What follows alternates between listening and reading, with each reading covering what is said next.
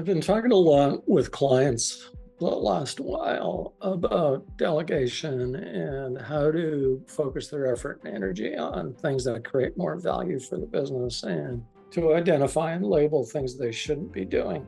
And the best way to do that is to do a time audit or survey, which is to literally track what you do with your time every 15 minutes, to record what you're doing. At the end of which, if you do that for a week, or even better, if you do it for 2 weeks, it's then pretty easy to identify where you create, what's the most valuable things you do, and where you create, or what others can be doing for you. It's better if you do the audit or the survey because it makes you much more mindful, much more aware. You're in the moment, recognizing, you'll see for yourself and become better at making decisions about what you're spending your time on. But it can be a bit tedious to do, especially for people that aren't very organized or systematic. And so I have a bit of a hack. And the hack is what I call the Oh Sht List. And what that means is, what is examples of work you do in a typical day or a week or even a month that when you think about or about to start doing that work, in your mind's eye, you go, oh shit, I have to. Fill in the blank, ... Whatever that piece of work is, that's your instinct, your intuition. That is you recognizing that it's work you don't like to do.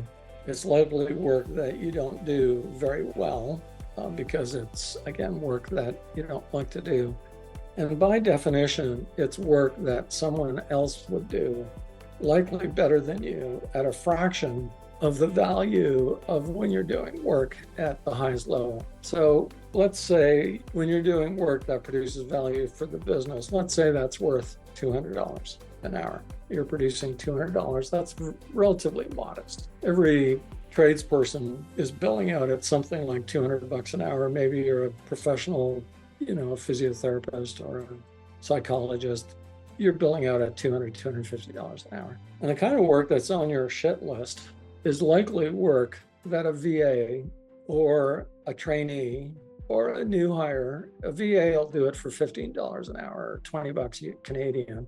Your trainee or someone, an apprentice is likely doing it for 50 bucks an hour or less. And for them, it's their entire focus. It's their entire purpose. And for you, it's something you do on the side, something you hate, something that causes you to, oh crap, and you can probably make that kind of facial expression. And so my challenge to you is there is likely 5 to 7 hours worth of work you shouldn't do anymore per week. And let's call it 5 hours and you're paying someone $15. Let's call it 20 bucks an hour. That's $100. Cost you $100 to get this work done. And what do you get? You get 5 hours to do what? Well, bill yourself out. That could be worth $1,000. So for $100, you get leverage to buy or to produce $1,000 worth of value. Well, maybe you don't want to build. Well, you get your life back. You can make a choice. You can decide to go to one of your kids' games or be home on time for dinner one time. You get a choice is the point here. And not only that, but your state of mind, your well-being is way better because you're not doing work that causes you to say, oh shit. So I challenge you to do the oh shit list, or even better if you want to do a survey and identify 5 to 7 hours worth of work. Now, this model scales. So I once worked with a woman who grew her business by a multiple of 5 over the course of a year. So she was doing about 200,000 in sales, and she was a solopreneur. She did everything in the business. She did the banking, she did, all the accounting, she made the sales calls, she did the work it took to deliver the value of her business, the service she provided her clients, and she was growing so fast. She was quite accomplished as a salesperson. About every quarter, every 3 months, we had to redefine her job. And what I meant by that is every 3 months, the things on her oh shit list evolved.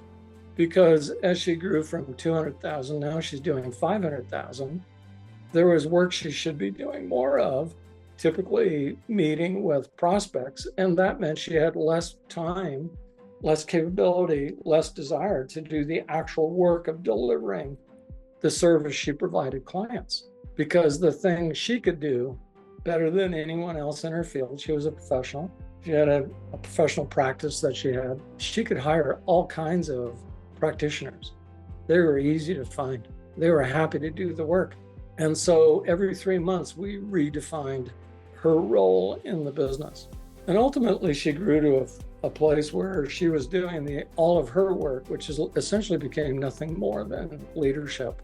I say that in a way that what that means is she no longer was doing in-home visits to do the sales calls, because she did all of it remotely, and she led a team of others who did all of the work in the business, starting from all of the stuff to do with administrivia, eventually the delivery of the service of her business, eventually what it took to generate leads, to create marketing, and eventually even the in-home sales visits she found a way to get others to do, and she was able to do that remotely. She's in fact about a 40-minute ferry ride from where her principal business, the city where most of her clients existed.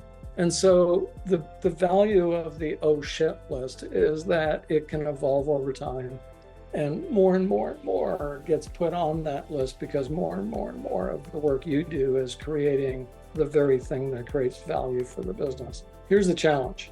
About once every 3 months, you want to take a list or survey and make a list of everything that's on the Oh Sht List, and then answer this next question.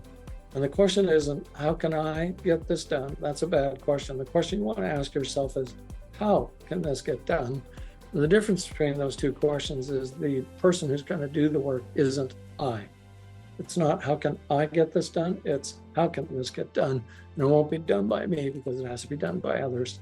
And that's how you can eventually grow and scale your business and get your life back to use your time in a way that produces value for your business or gives you meaning in your life.